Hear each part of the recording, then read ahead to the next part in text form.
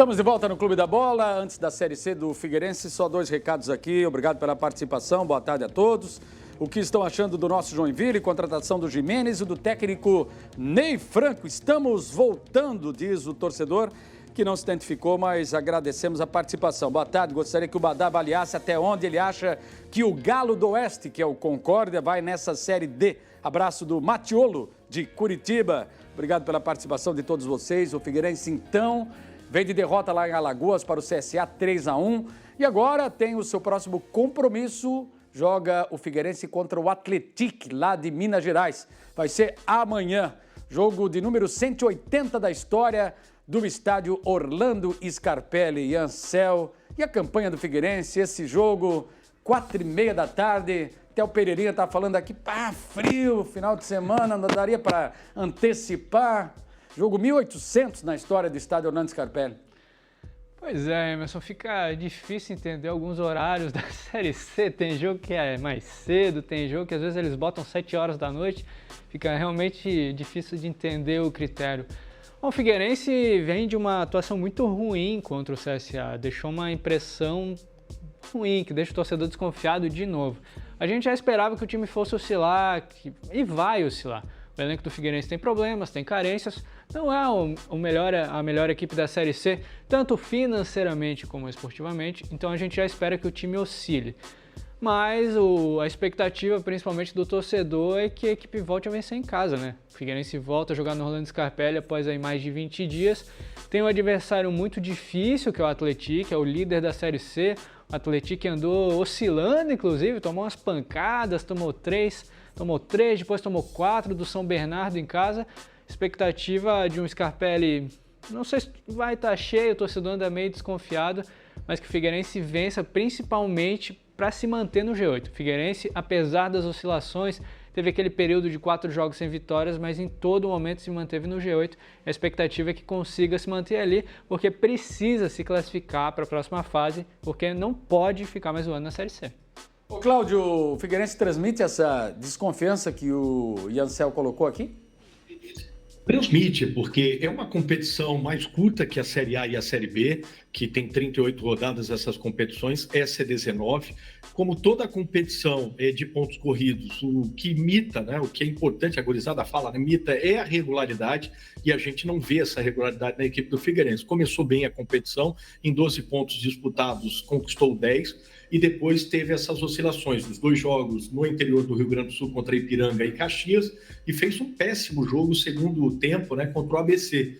A derrota para a Ferroviária em casa foi uma equipe da Ferroviária ali com um técnico jovem, o Vinícius Bergantin, mas que suplantou, deu um nó tático no João Bursi. O Figueirense foi competitivo, mas a Ferroviária foi melhor. Agora, está oscilando no momento da competição, em que o Figueirense vai jogar amanhã a 12ª rodada e depois tem só mais 7 jogos, né? Então vai afunilando cada vez mais. E o Figueirense jogou muito mal, principalmente nesse jogo contra o CSA, mas ele teve nessa partida, conseguiu um empate logo no início do segundo tempo, e em seguida o goleiro faz o que fez, né? Uma falha gritante do bom goleiro Juan Carneiro, que teve no Brusque até pouco tempo, mas que ele acaba falhando, e aí naquele segundo gol, a equipe do Figueirense, que tem uma média de idade baixa, de 25 pontos, o time se perdeu mentalmente, né, dentro da partida, caiu muito e teve um péssimo jogo, acabou tomando um terceiro gol, que faz tempo no futebol que eu não vejo, né, em relação a uma cobrança de falta, a bola passar no meio da barreira, que acabou fazendo esse 3-1. Mas é uma competição nivelada do meio para baixo, é uma competição que o Figueirense tem essa condição, já que são 8 que se classificam, só que precisa, nessa reta final, começar amanhã, apesar do adversário ser o líder, né?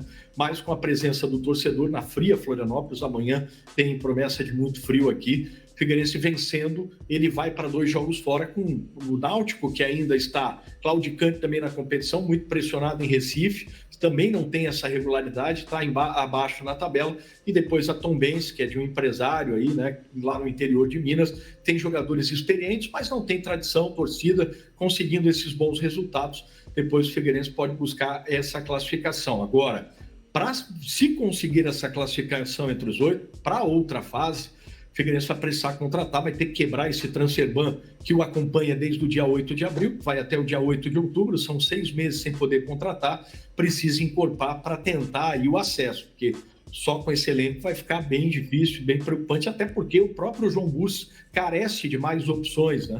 Mas acredito que, focado, né, esse time sempre jogando no limite, pode ficar entre os 8 e precisa ganhar essa partida amanhã do Atlético, né? Que é uma equipe, é a quarta equipe mais antiga de Minas Gerais, tem 113 anos aí o Atlético. Reta final de Série B catarinense, a segunda divisão, faltam 3 rodadas para definir os 6 classificados, os 2 rebaixados. E o governador do estado, Jorginho Melo, ele prometeu e cumpriu a promessa, até justificando a maioria esmagadora de votos que ele teve em Blumenau como governador. Ele assinou, teve um ato protocolar na última quinta-feira. O SESI vai ser transferido, então, para o município de Blumenau. Falta toda a questão burocrática, a papelada, existem termos técnicos envolvidos, a política, prazos. Ele poderia ter feito isso até hoje, antecipou, portanto, quinta-feira.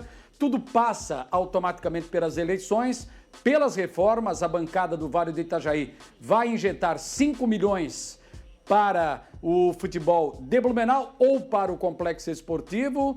Para se ter uma ideia, para reformar e fazer a manutenção, hoje o SESI necessitaria de 30 milhões, ou seja, com 5 você não troca nem a pista de atletismo, não tem condições nenhuma. Existe uma possibilidade, é só uma possibilidade desse valor ser investido no futebol, até numa grama sintética, para Blumenau voltar a jogar em casa a partir de 2025. Vamos ver o que de fato vai acontecer. Intervalo, daqui a pouco a gente volta com as considerações finais.